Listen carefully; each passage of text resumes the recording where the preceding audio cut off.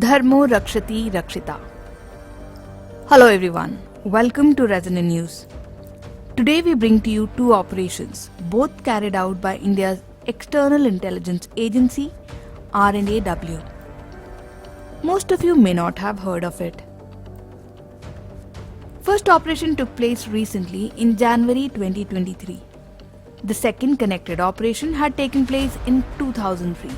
But for 17 years, nobody knew the operation in which more than 160 militants were eliminated had been carried out with the help of India's Secret Commando Force, SFF. Often, it is assumed that intelligence operations are high-octane and kinetic in nature. But this operation in January was done without any noise. R&AW had convinced the chief of militant group KLO to surrender along with some of his followers. It happened near Myanmar border in Mon district of Nagaland in January this year. This surrender was brought about by almost a year-long talks held with Jibon Sangha, chief of KLO, by intelligence agency and Assam's chief minister. Indian Army's persistent attacks at different proscribed terrorist groups' camps in Myanmar had also added to KLO chief's woes. His surrender was seen as a huge success because he has remained the chief of KLO since its inception. Now let us tell you why his surrender is a big success. Once upon a time, the militant group KLO used to have close to 700 cadre. The group was powerful enough to demand separate Kamtapur state in North Bengal while carrying out attacks on Indian soil. They also maintained a close bond with ISI, Pakistan's intelligence agency. Thanks to the SFF operation in 2003, an operation which was kept under wraps for 20 years, when finally it was mentioned in an NIA report to the court. Somewhere in 1989, when Kashmir witnessed the exodus of Kashmiri Pandits, in India's northeast, Indian Army was fighting militancy by groups like KLO, Alpha and NDFB. Militants of these groups had begun settling down in camps inside the Himalayan kingdom of Bhutan. They had to run to Bhutan to take shelter after Indian Army's Operation Rhino and Bajrang in 1990. According to reports in 2003, about 3,000 militants along with their families were living in 30 camps inside Bhutan. For almost 12 years since 1990, Indian government patiently tried to talk to the militant groups to end their terrorism. In 2001, Alpha agreed to Bhutan and Indian government's request to shut down their camps. But soon the agencies realized they had been fooled. They found out that the camps were merely shifted to a different location within Bhutan.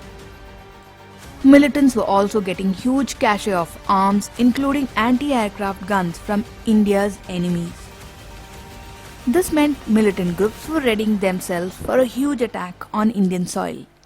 This was the last straw in peace talks. Indian government tasked R&AW to carry out an operation. R&AW chose SFF for the job. Most of the SFF commandos are Tibetans who physically look very similar to the people from India's northeast. Hence, it was easy for SFF to penetrate into militant camps and gather information.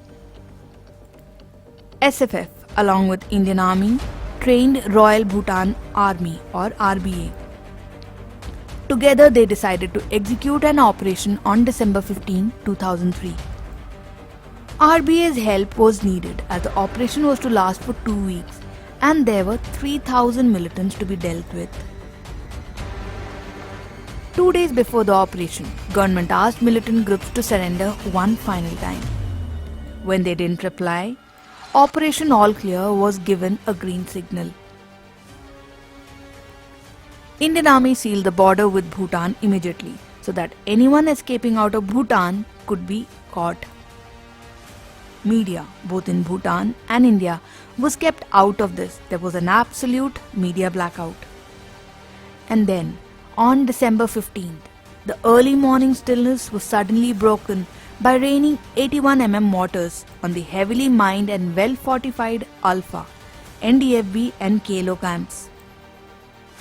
The militants retaliated with 51 mortars and grenades, which proved that the militants were well armed and prepared for such attacks by Indian Army. But wrath of the attack was such that they were shocked. Within 3 days, by December 18th, 90 to 120 militants were killed. But RBA also lost 7 of its soldiers. Senior cadre of Alpha, NDFB and KLO came down on their knees and surrendered within the first 48 hours of the operation.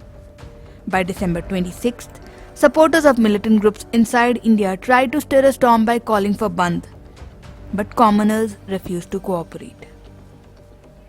Meanwhile, in Bhutan, the militants began to take shelter in dense jungles as the Indian commandos went on a headhunt. Some of these militants tried to escape to Arunachal and Bangladesh, but Indian Army eliminated few of them in Arunachal Pradesh. And finally, by 5th January 2004, RBA declared that the last of the 30 camps of the militants were burned down. It was a 20 days long operation. At least 160 militants were killed. In total, 600 militants were neutralized. They were either killed, apprehended or made to surrender. More than 500 AK-47 Type 56 assault rifles were recovered, along with an anti-aircraft gun. 328 assorted weapons including rocket launchers, mortars as well as hundreds and thousands of rounds of ammunition were confiscated. Bhutan Army and Indian Army helped 37 women and 27 kids to be moved out safely from the region. Some of these women were militants themselves. Later, one media house reported the arrival of a coffin wrapped in Indian tricolour at 11 Gadwal helipad in Daranga. India had lost one of its soldiers in the operation.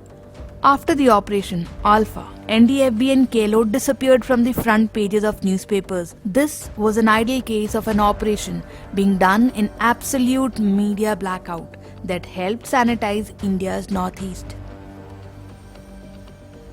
If you like the video, don't forget to post your feedback and share our content.